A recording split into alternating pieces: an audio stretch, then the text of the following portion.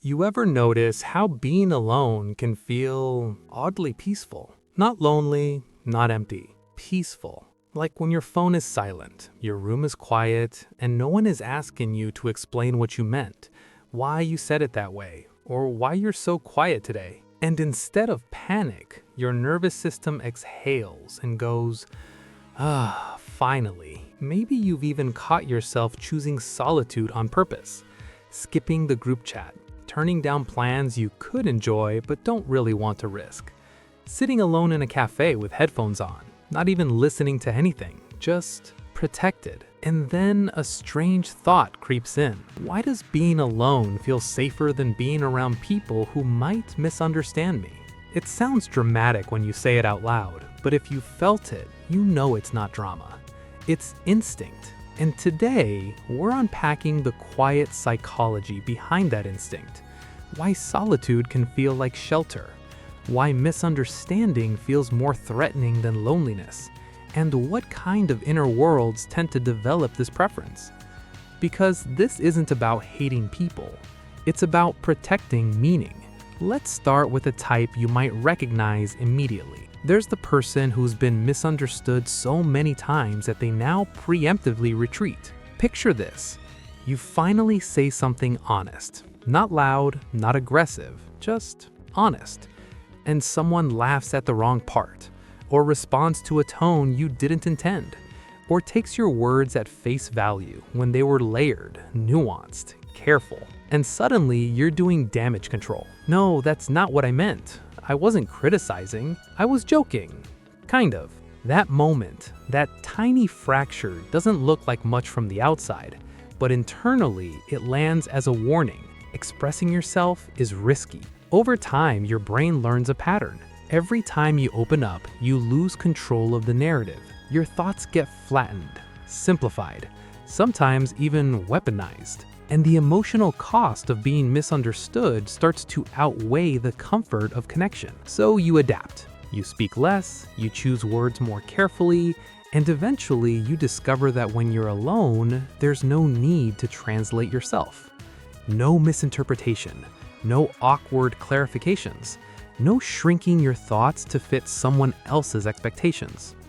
Alone, your inner world stays intact. And that safety isn't imaginary, it's neurological. Misunderstanding activates the same stress responses as social rejection. Your brain reads it as threat. Solitude, on the other hand, removes the threat entirely, so of course it feels safer. Then there's another profile, quieter but deeply sensitive. This is the person who doesn't just hear words, they hear implications.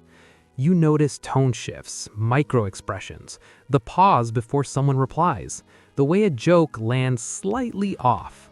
And while others move on, your mind stays there, replaying it from 5 angles.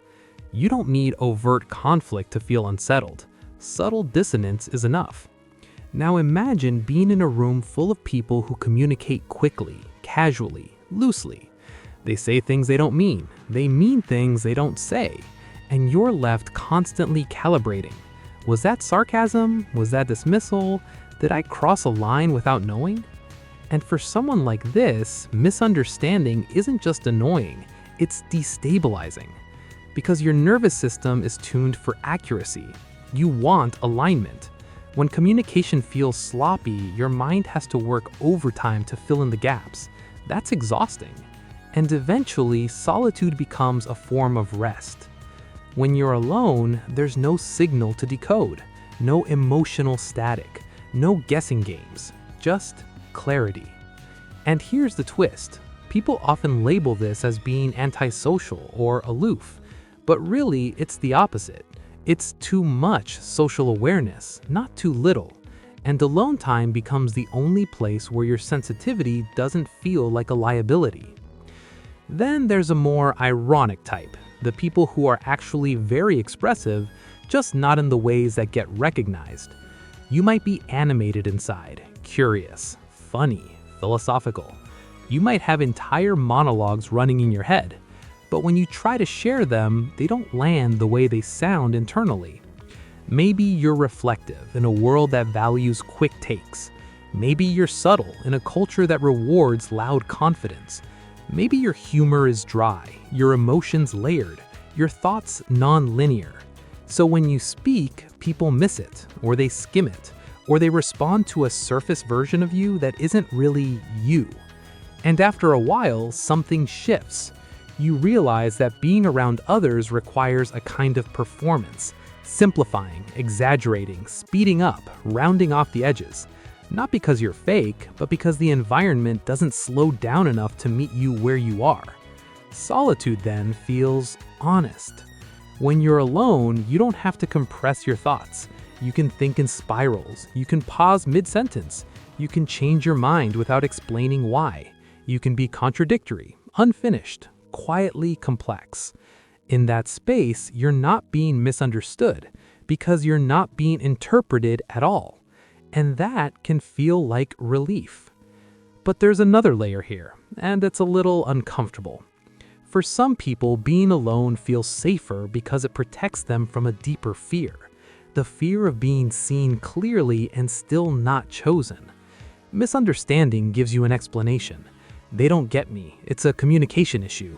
Wrong timing, wrong audience. But true understanding, followed by indifference, is harder to metabolize. So solitude becomes a controlled environment. You avoid the risk entirely. No misunderstanding, yes, but also no exposure, no rejection, no proof either way. This isn't weakness, it's self-preservation. If you've ever felt that knot in your chest when someone almost understands you, gets close but not quite, you know how vulnerable that edge feels. Being alone pulls you back from it. It puts the power back in your hands. Then there's the final profile, the quiet rebels.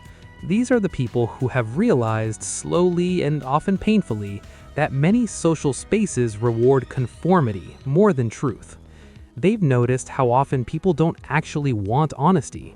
They want agreement. They don't want nuance, they want simplicity. They don't want complexity, they want reassurance. And maybe you've tried, really tried to show up as yourself, and each time you were subtly corrected, redirected, smoothed out. So you stopped offering the deeper parts. Solitude for you isn't withdrawal, it's resistance. It's choosing an environment where your inner life isn't constantly negotiated, where you don't have to translate your values into something more palatable, where your thoughts don't need approval to exist. And yes, it can become comfortable, maybe too comfortable. Because here's the quiet truth.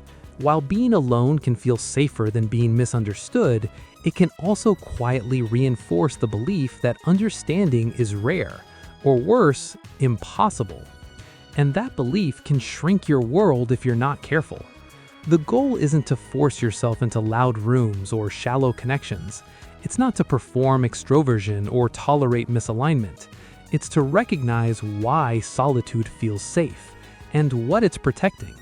Is it protecting your sensitivity, your depth, your nervous system, your sense of meaning? Or is it protecting you from a risk you secretly still want to take? Because sometimes the answer isn't be alone or be social. It's be selective. Find the few spaces, the rare ones, where you don't have to over-explain, where misunderstanding is met with curiosity, not dismissal, where silence isn't awkward and nuance isn't lost. Those spaces exist, they're just quieter. So if this landed somewhere personal, if you felt that little internal nod while listening, sit with that. Which version sounded most like you? The one who's tired of explaining, the one who feels everything, the one protecting depth, or the one quietly avoiding a risk? And maybe ask yourself a gentler question. What kind of understanding would actually feel safe for me? If you want to keep exploring these inner patterns, the quiet ones people rarely talk about, you know where to find this channel. And if you're willing, share which part resonated. Sometimes being understood starts with recognizing yourself first.